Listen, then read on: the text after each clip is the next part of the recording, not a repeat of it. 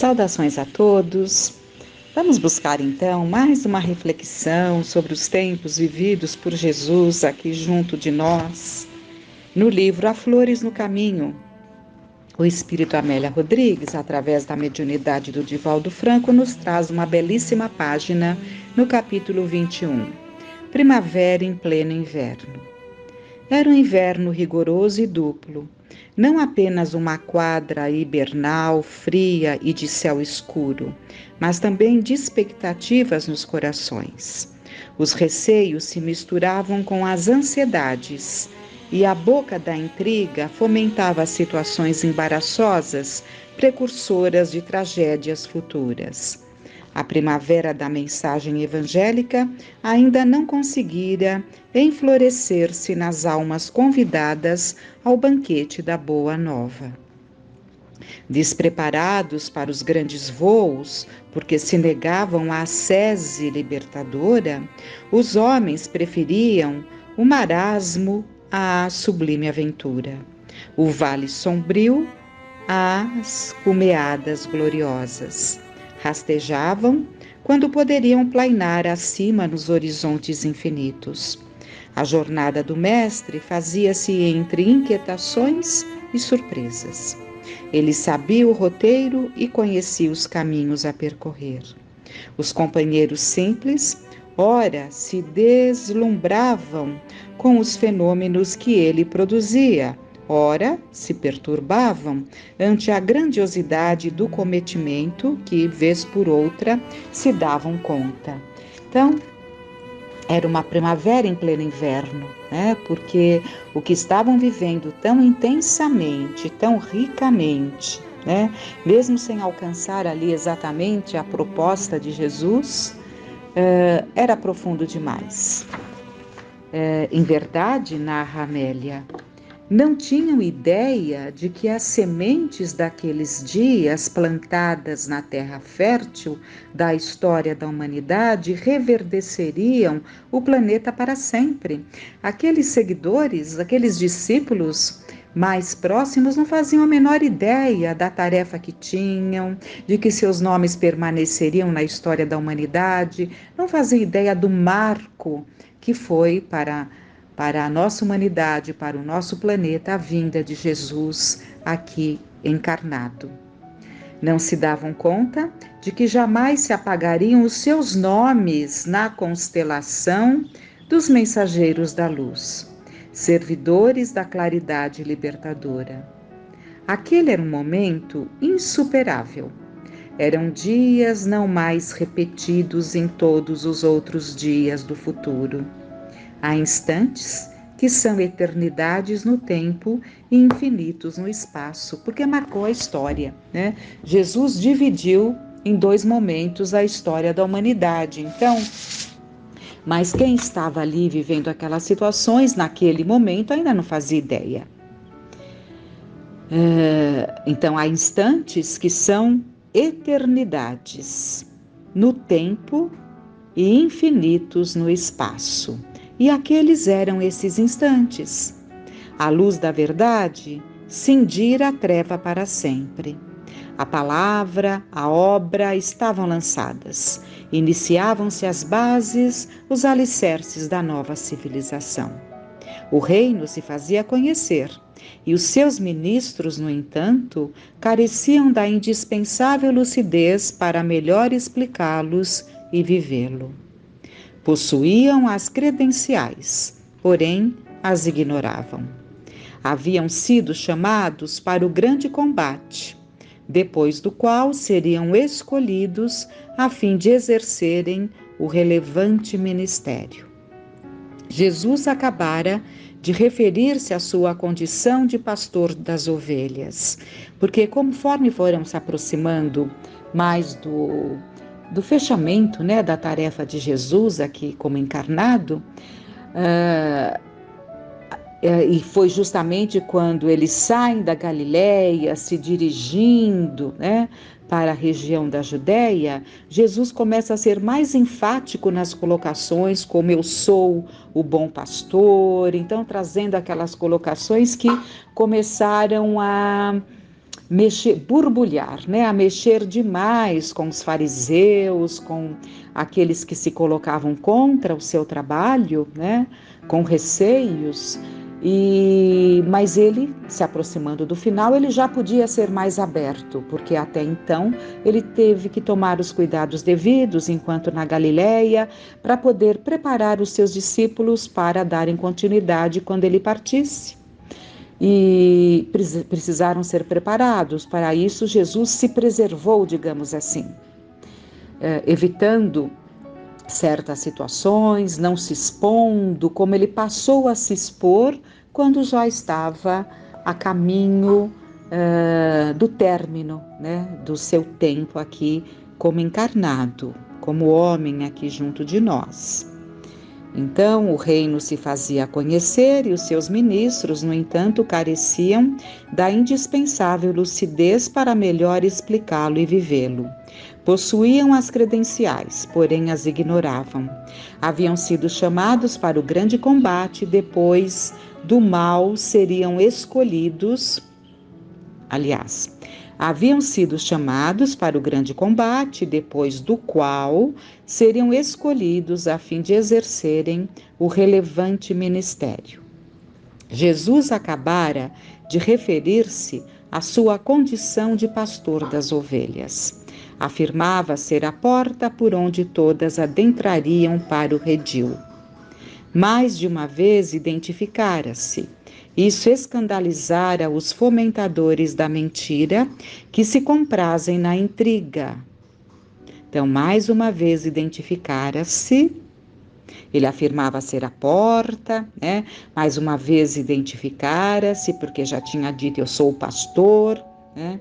Isso escandalizar os fomentadores da mentira, que se comprazem na intriga, construindo uma cortina de fumaça com que perturbados supõem encobrir a verdade, mas se equivocando.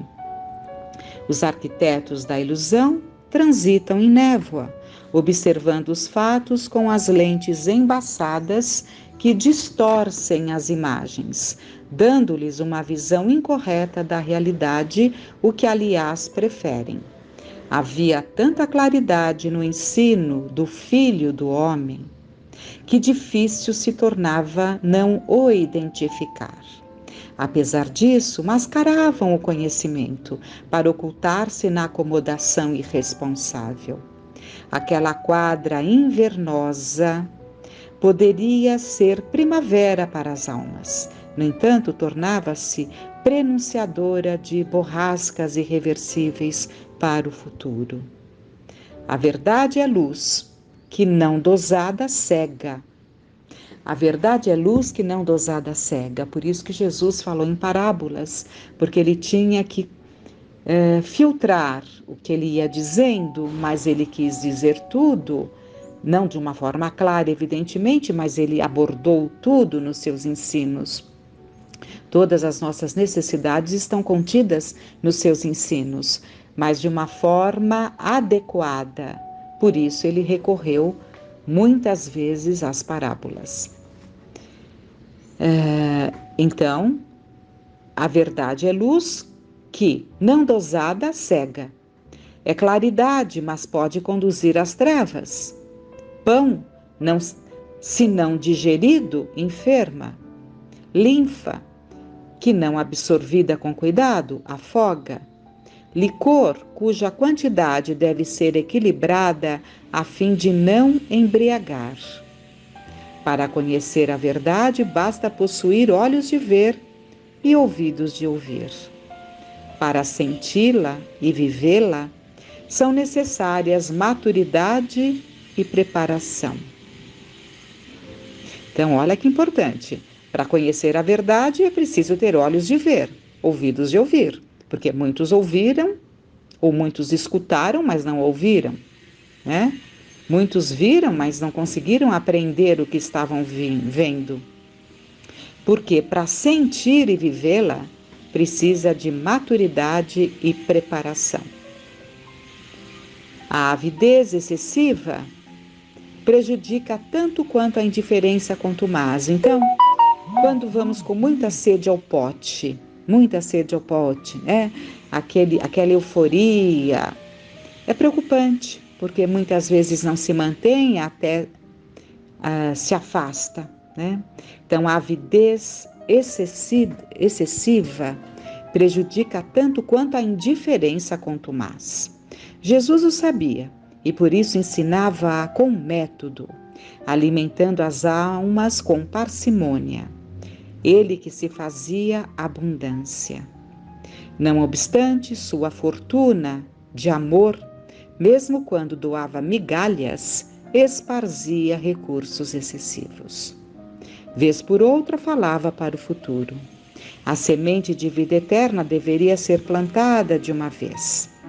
O gesto audaz, irreprimível, chocava a conivência social e religiosa. Então, em muitos pontos, né, ele foi muito claro. Isso chocava a conivência social e religiosa. Abraçados aos interesses transitórios, os seus empertigados representantes sentiam-se no dever de impedir a luz. Detentores das coisas detinham-se atados a elas. Embriagados pela presunção de que davam mostras, pensavam conduzir as rédeas do veículo do progresso, obstruindo a estrada do futuro ou domando os fogosos corcéis do amanhã. Inevitavelmente tombavam em desastres clamorosos, já que ninguém pode deter o carro do sol. Provocadores quão insensatos, tumultuavam a turba que os incensava em sua loucura. Alimento de que a vaidade necessita para sobreviver. A mesma multidão que um dia se atirou contra eles, os fomentadores da miséria moral, social e econômica. Jesus os conhecia e não os temia. Eles conheciam a Jesus e o temiam. A sombra se dissipa com a luz. A fraude receia a sua evidência. O engodo se atemoriza ante o fato. Assim prossegue nesses dias. Por enquanto se demorará em tais condições. Os homens aparentam querer a verdade que disfarçam. Dizem ansiá-la e adiam o momento de se identificarem com ela, porque a temem. A verdade impõe mudança de comportamento moral, mata a ilusão. Os que estão distraídos têm dificuldades em adaptar-se à vida nova. Muitos gostariam de conciliar as situações que são opostas. Por não lograrem um intento, combatem os que são instrumentos da mensagem. Detêm-se realizados, fecham os olhos e creem que é noite. Confundem-se e pensam que lhes impedem o avanço, que lhes parece ameaçar a posição que reconhecem falsa. Demorada a tarefa de revelá-la ao mundo e sabê-la triunfante. Jesus não se afadigava, cumpria com seu dever, confiava no tempo e na terapia renovadora do sofrimento. Em Jerusalém havia a festa da dedicação e era inverno. Os largos alpendres do Templo de Salomão acolhiam os peregrinos e fiéis que transitavam pelas suas dependências agradáveis antes e depois dos ofícios e oferendas religiosas. Então, eles estão se referindo aqui ao inverno, daqueles tempos em que Jesus começa, né, a sua ida, a sua descida para Jerusalém, né, caminhando ali pela Judéia, alcançando a Jerusalém, e isso ocorreu em outubro do ano 29, começou a descida. Jesus começa avisando aos discípulos que o cordeiro estava a caminho do sacrifício. Ele avisou por 3 vezes de uma forma muito clara, mas mesmo assim foi muito difícil para os discípulos quando tudo se deu, porque são daquelas coisas que se ouve, mas não quer se acreditar, né? E Então, em Jerusalém havia a festa da dedicação, e era inverno. Os largos alpendres do templo de Salomão acolhiam os peregrinos e fiéis que transitavam pelas suas dependências agradáveis antes e depois dos ofícios e oferendas religiosas.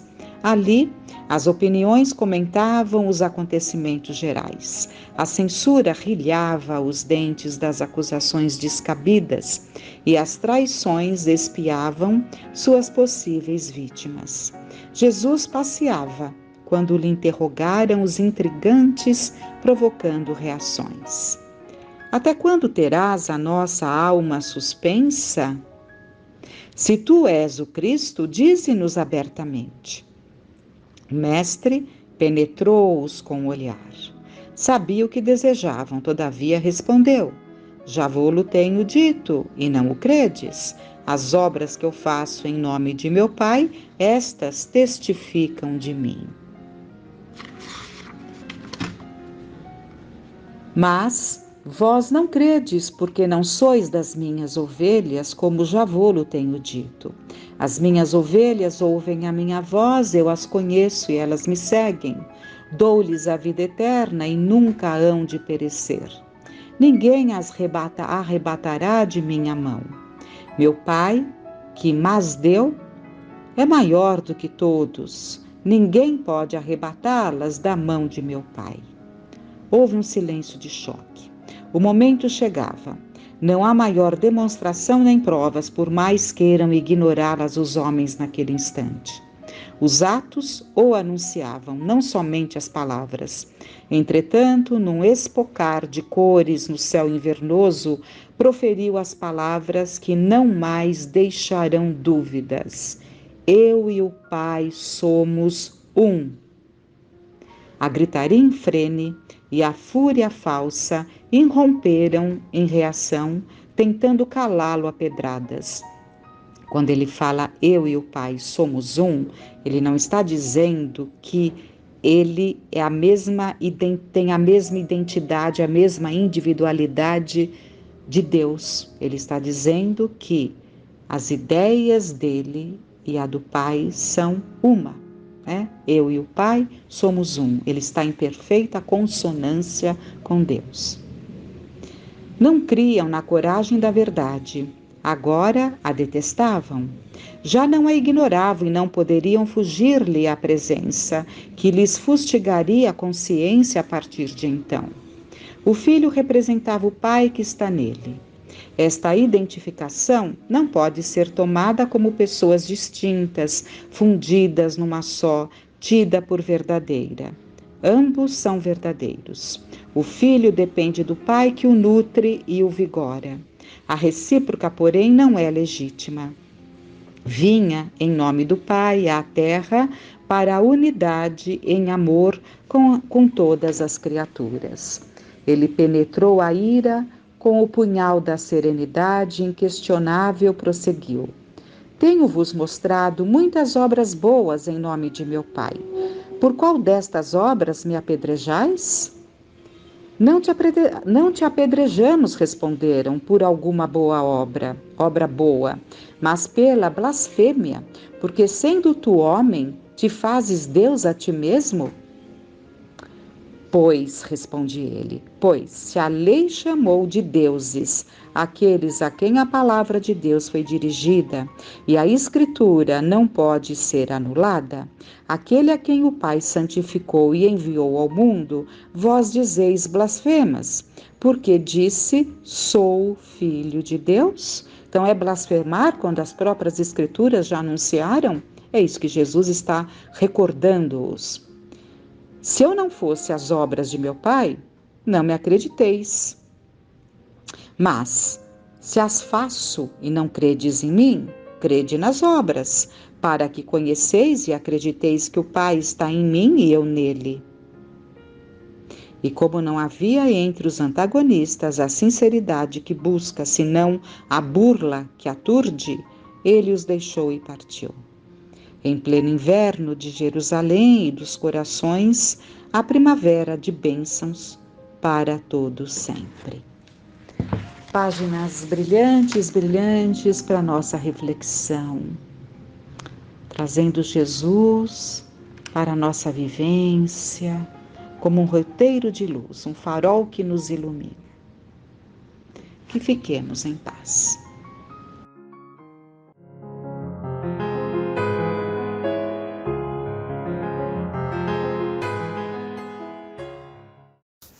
Olá a todos. Dando continuidade a temas aí relacionados a Jesus, nós trouxemos hoje do livro Boa Nova, que é um livro psicografado pelo Chico Xavier, com mensagens de Humberto de Campos. O capítulo 23 fala sobre o servo bom, que é um encontro bastante significativo entre Jesus e Zaqueu. Então aqui Humberto de Campos nos diz que a condenação das riquezas se firmara no espírito dos discípulos com profundas raízes, a tal ponto que por várias vezes Jesus foi obrigado a intervir de maneira a pôr fim a contendas, a discussões ali injustificáveis. De vez em quando, Tadeu parecia querer impor aos assistentes das pregações do lago a entrega de todos os bens aos necessitados. Filipe não vacilava em dizer que ninguém deveria possuir mais que uma camisa, constituindo uma obrigação tudo dividir com os infortunados, privando-se cada um do indispensável à vida.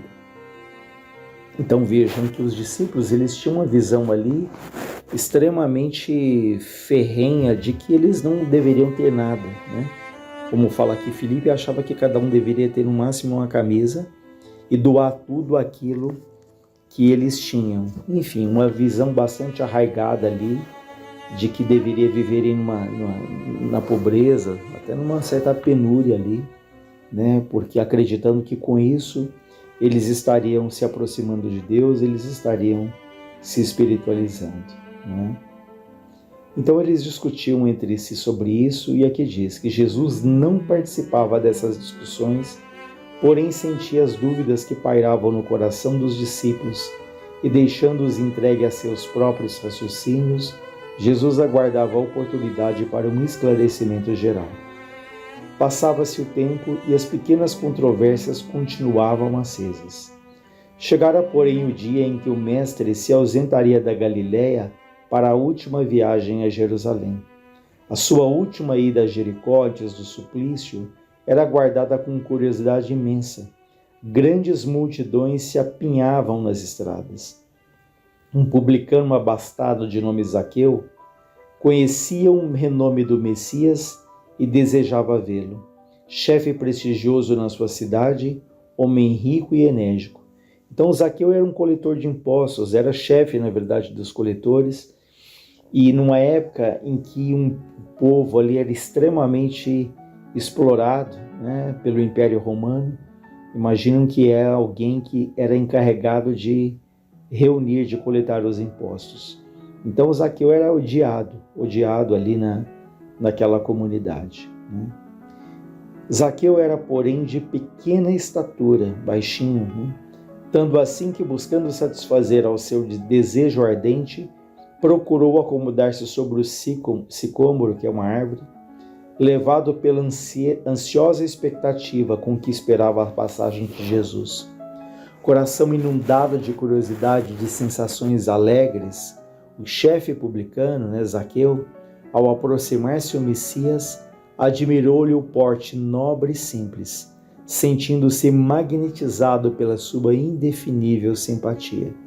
E de fato há vários relatos que dizem que era impossível que qualquer pessoa que tivesse um contato direto com Cristo não admirasse, não se sentisse, como diz aqui, magnetizado, impactado pela figura do Cristo, uma figura simples, porém ali de muita força pela vibração imensa que ele emanava ali, pelo amor que ele emanava. Então, a presença do Cristo era ali altamente impactante para todos aqueles que tiveram essa oportunidade desse contato direto, de olhar nos olhos do Cristo.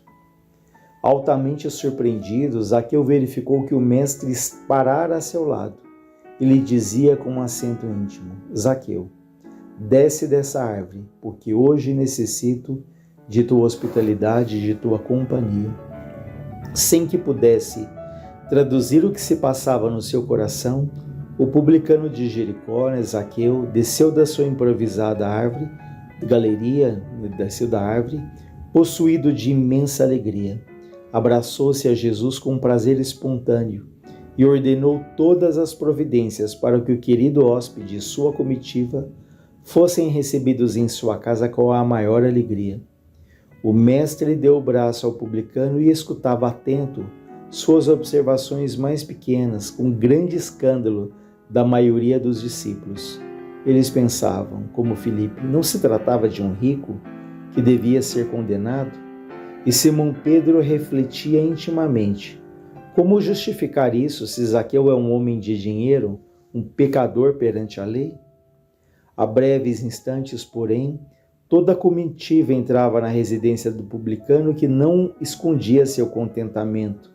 Jesus lhe conquistara as atenções, tocando-lhe as fibras mais íntimas do espírito com a sua presença generosa. Tratava-se de um hóspede bem amado que lhe ficaria eternamente no coração. Aproximava-se o crepúsculo quando Zaqueu mandou oferecer uma leve refeição a todo o povo em sinal de alegria.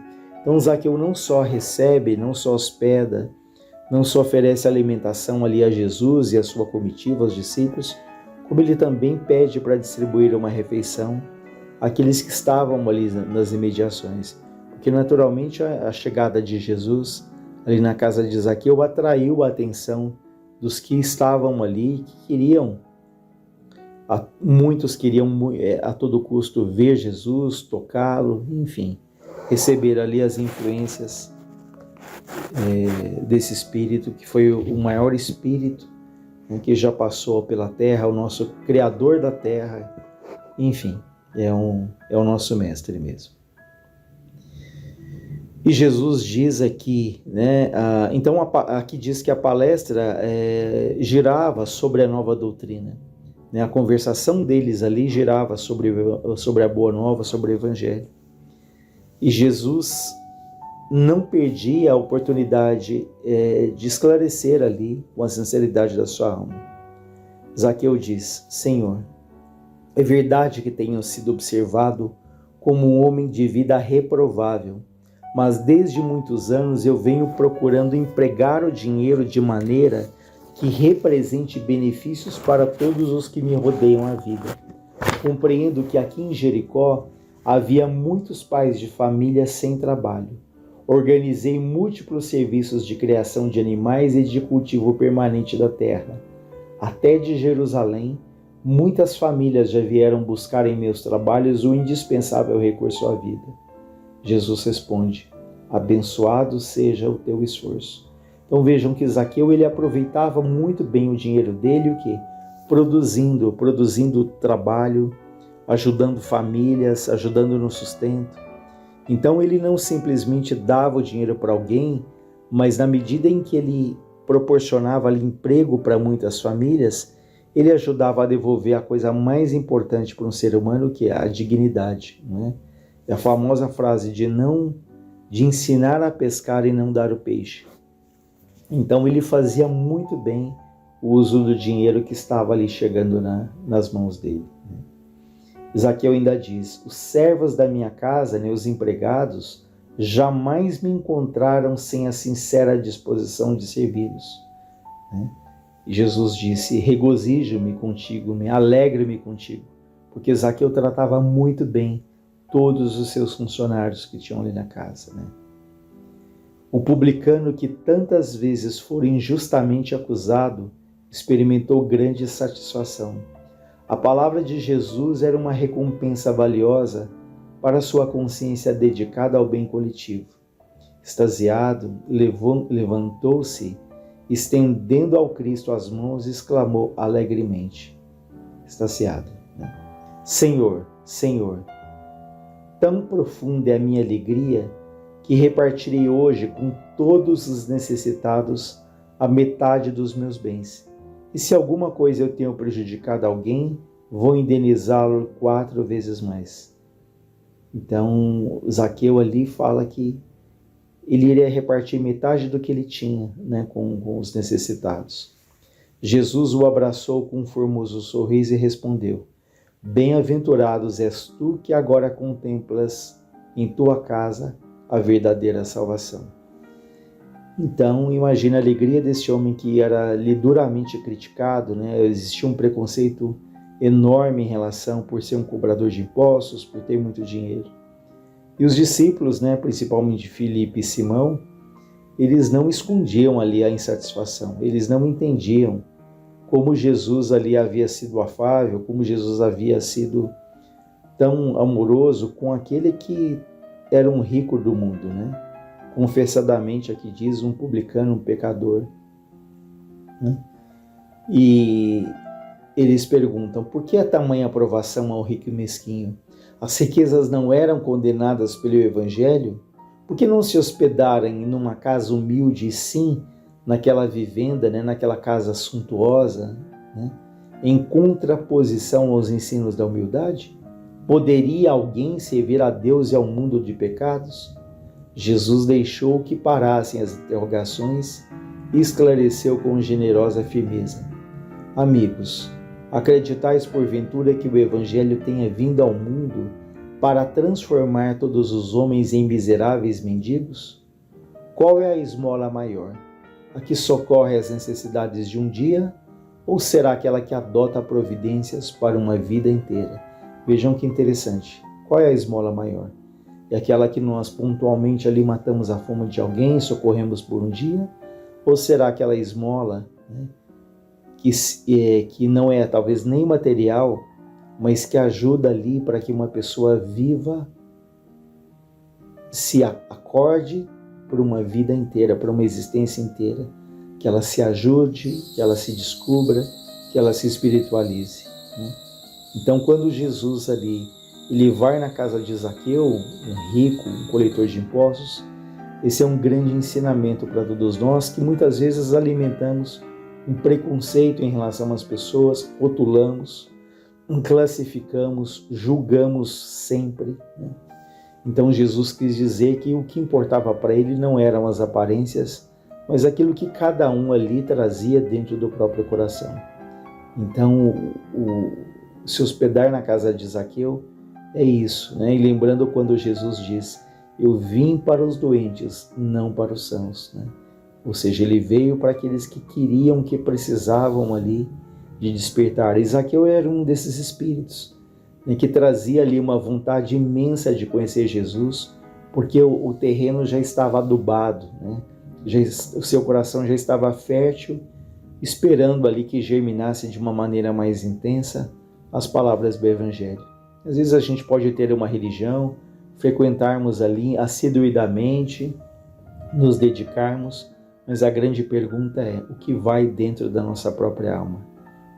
Como são os nossos sentimentos? Podemos fazer uma série de coisas num trabalho voluntário, um trabalho espiritual, mas a grande pergunta é, não é tanto a quantidade, mas a qualidade.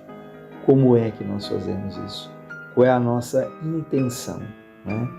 Zaqueu aqui já tinha um espírito que cultivava ali as boas, as melhores intenções, ajudando ali aos outros, né? Nesse desprendimento que ele nos relata aqui.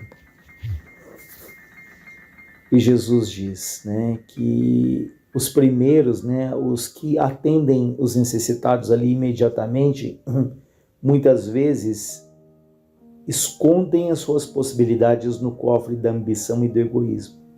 Por vezes atira uma moeda dourada ao faminto que passa, procurando livrar-se da sua presença. Vejam, às vezes a gente pode ajudar alguém doando alguma coisa, mas talvez o intuito seja mais de livrar-nos da presença daquela pessoa, alguém que no final de semana à noite toca a tua campainha, né? Então é uma ajuda que é benéfica, sem dúvida que é, mas às vezes a nossa intenção é mais de nos livrarmos daquela pessoa do que propriamente ajudarmos algum necessitado, né?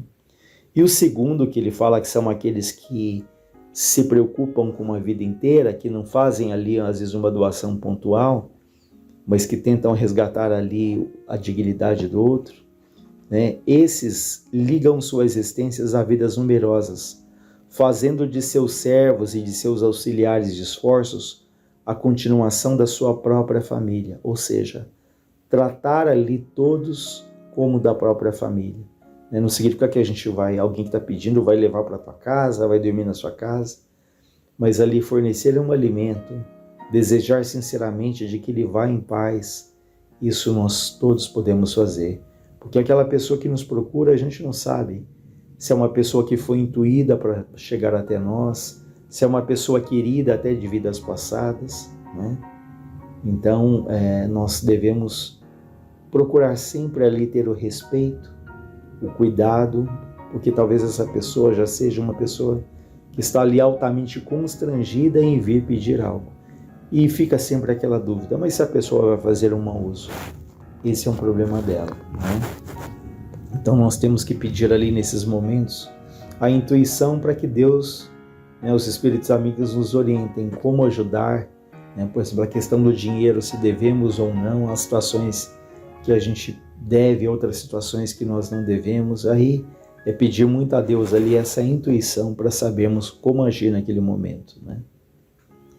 Mas enfim, a grande mensagem é um texto bastante longo que nos traz aqui essa imagem de Tadeu, daquele Zaqueu, aquele que é pequeno, mas ele tem a coragem e a humildade de ir atrás do Cristo, de subir uma árvore, correndo ali sério risco de ser duramente criticado ou de ser rejeitado, mas a confiança, no Cristo, essa vontade de conhecer o Evangelho, ele é muito maior do que o receio que eventualmente ele tem, né?